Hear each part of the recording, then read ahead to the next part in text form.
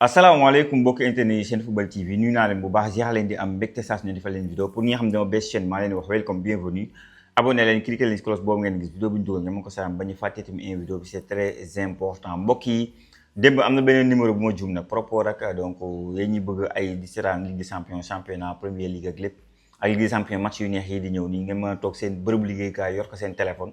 démb bi may wax dem na 77 685 78 12 boobu mooy numéro bi mais binduma ko quoi maa ngi bind numéro maaye donc le numéro c'est le 77 685 78 12 moom ngeen woote pour am seen chaîne na nga am sa internet mën nga ko def sa télé mën nga ko def sa ordinateur sa tablette wala sa téléphone portable surtout booy bouger di liggéey xam ne parfois doo la fekk sa kër quoi donc match Ligue champion moom rate ka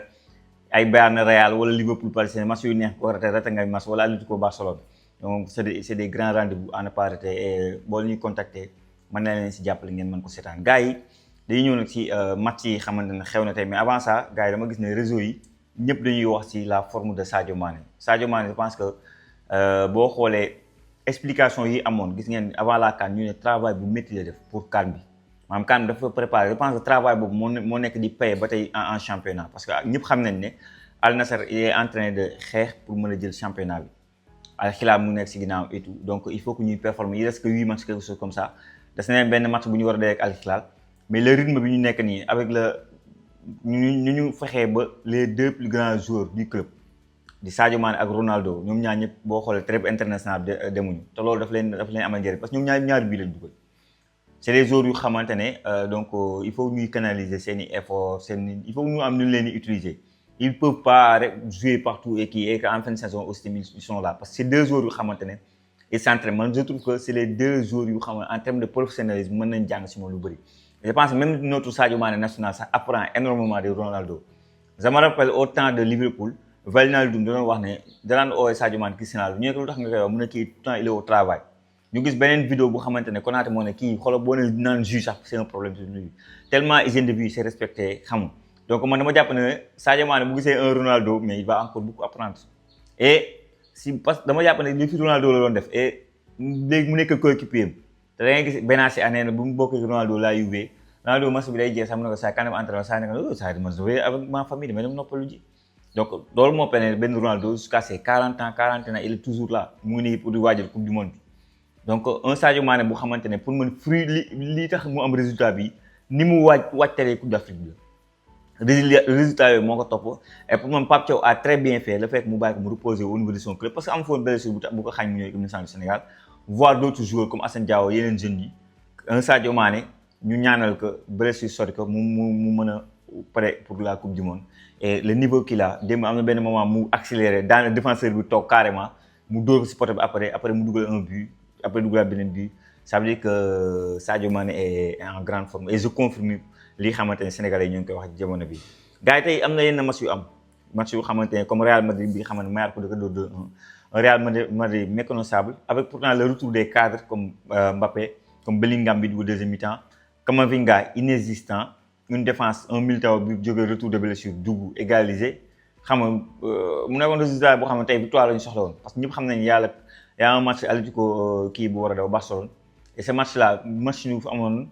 Real non seulement mën na ñëwaat ba Real day dee ak Barcelone donc mën nga ñëwaat carrément ba jël sa championnat mais là Maillard dóor la c'est compliqué le championnat bi dem na maintenant ñu bëri dañuy jël problème bi tekk si Mbappé donc je suis pas là à défendre Mbappé mais je dirais que Real bokk na si leen jaaxal leurs joueurs di dem jouer ay Amérique noonu loolu da leen tas que ça soit Mbappé que ça soit Vinicius bi xamante ne dafa fatigué xam nga Camavinga ci la bokkoon Tchouaméni ci la bokkoon Tchouaméni kii pour man le joueur le plus gënoon la gis ci la bokkoon Valverde sax ci la bokk mais Valverde dañ ko suspendre bi passé donc loolu ça fait que Real tey jii man mooy loolu ils sont des joueurs fatigués et parfois pour man arbitre laa wax ne c'est entièrement de ma faute en conférence de presse mais pour moi il devait juste faire confiance à ce qui marche mooy temps yi passé mu doon gagné avec des jeunes joueurs xam nga yoo xam ne mu leen doon Peter Cheikh yeneen boy pour man dafa waroon a dem si même dynamique bi le même classement et les Mbappé xaar Mbappé sax tey moo na xaar quoi pour man même dynamique boobu ne woon bi mu gagné contre Atlético avant la trêve internationale noonu pour man même dynamique boobu la ma nekk donc mais là ça fait peur par rapport ak seen match contre Bayern bi xamante ne tu peux avoir le trio Luis Diaz Olise donc Henry Kane pour moi le meilleur trio du monde actuellement donc faudra faire attention Bayern boobu ñuy wax en l'absence de Jackson bi xam ne ñu ngi suspendre Bayern dañu ko dóor 2-0 mu jege 3-2 Bayern les espaces yi ñuy maye noonu peut-être que un Mbappé mën na si nekk mais le Real que j'ai voilà bi ma gis nii ne pensez pas que c'est le même Real en Ligue des Champions Real buy football Ligue des Champions ak Real buy jouer championnat du benn maintenant déséquilibre Real ak leur défense fait peur que le trio de bu Bayern mën na leen lekk mais c'est deux grands clubs et histoire bi mu boo ko jëlee bi gën a récent Bayern Real dafa commencé dominer mais ce Bayern là est très fort pour moi la meilleure équipe d'Europe maintenant ça reste le Real Madrid le club le plus titré en Ligue des Champions boo dajee moom forcément ce sera très difficile mais nag c'est un choc bu xamante ne monde entier moo ngi koy xaar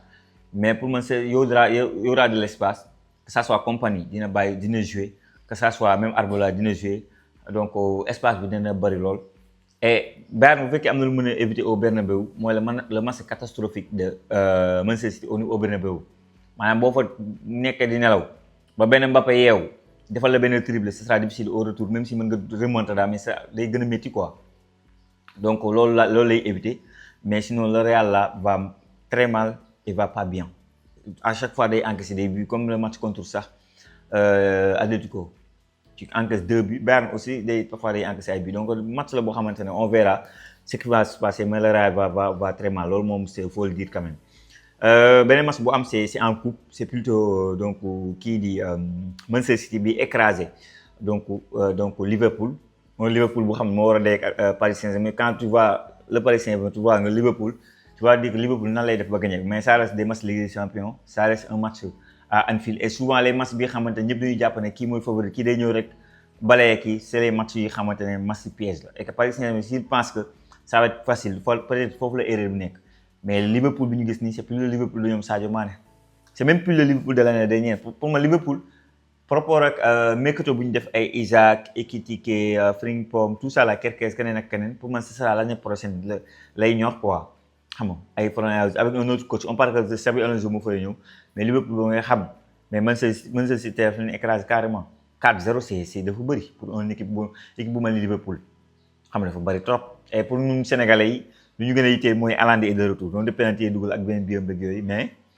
Haaland voilà mais man je me dis que par rapport ak équipe bi ñu yor collectivement parlant on peut gagner Norvège quoi parce que Norvège loo si mën a dégg am nañ certes des grands joueurs Charlotte Haaland et tout mais ils n'ont pas cet effectif fort comme le Sénégal bi nga xamante ne presque il marche en Afrique pour moi intensité bi am na noo ko yéegee Haaland bi nekk en forme bi sax du la jaaxal quoi pour man en tout cas daal Liverpool war nañu xoolaat bu baax a baax seen taxawaay c'est voilà Chelsea aussi bi sans sortant Chelsea gagné carrément Mamadou Sarr sur le banc et tout Enzo dañ ko suspendre et tout xam nga loolu aussi c'est à dire quelques infos mercato Calafiori intéresse fortement Barcelone waa Barcelone def nañ ko priorité l'international italien bi xam ne capable de jouer axe comme capable de jouer latéral donc gars yi ne polyvalence boobu la waa Barcelone xool ba ne dañ koy jël mais difficile de dem jël benn joueur bu nekk Premier League dans un top club en Premier League difficile nga dem jël ko xaalis bu weex tal ngay génne même je pense même pas comme waa Arsenal dinañ ko bàyyi muy dem de l'autre côté tamit Arsenal veut Olmo donc de l'autre côté aussi tamit loolu c'est à noter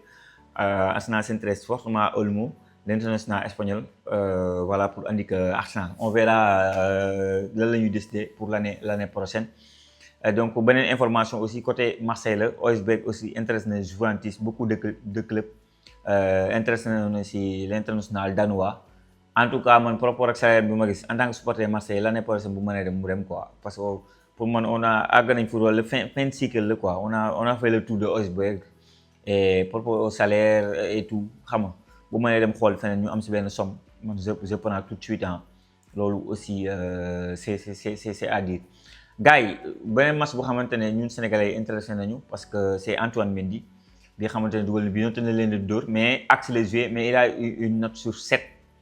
sama 7 sur 10 boo ko amee si note ça veut dire que t'as fait un bon match mooy li may wax rek Sénégalais yi souvent Antoine Mendy on n'a rien contre lui mais gis nga même au niveau de Nice c'est plus un axe la donc daf lay fàttali un peu Formose mais c'est pas un latéral droit quoi souvent nag boo ko waxee gars yi dañuy yaakaar ne dara la moo nar a dem coupe du monde accompagné de Krépin Diatta de mais c'est plus un axe maintenant nag il est encore jeune am na marge de progression bu rëy et j'espère qu'il va énormément progresser loolu la ñuy ñaan pour que mu nekk un joueur crédible nekk doublure bu mat doublure au poste de latéral droit parce que boo xoolee poste de latéral gauche Sénégal dañu am doublure bu mat doublure entre El Hadji Malick Diouf et Jacobs Castex waaye da ngay dem quoi c'est 2 joueurs yu baax si poste boobu noonu mooy moo xam milieu terrain bi la attaque beeg yooyu yëpp foofu da nga fa am ay joueurs yu xamante ne xel dafa dal carrément. Gars, je vais terminer par peut-être la coupe du monde bi xamante ne démb laa lire dama ko fàtte woon a wax par rapport ak billets yi ba tubaab yi ñoo ngi koy kaas mais billets yi c'est trop cher les gars billets yi dafa naa bi gën a ndaw mooy comme suñu place rouge bi si je ne me trompe pas c'est 200 000 francs yeneen si ay 1 million voilà en CFA boo convertir dollar bi en CFA on sait que dollar day yéeg ak wàcc nag mais boo convertir c'est beaucoup d'argent même pour dem États-Unis en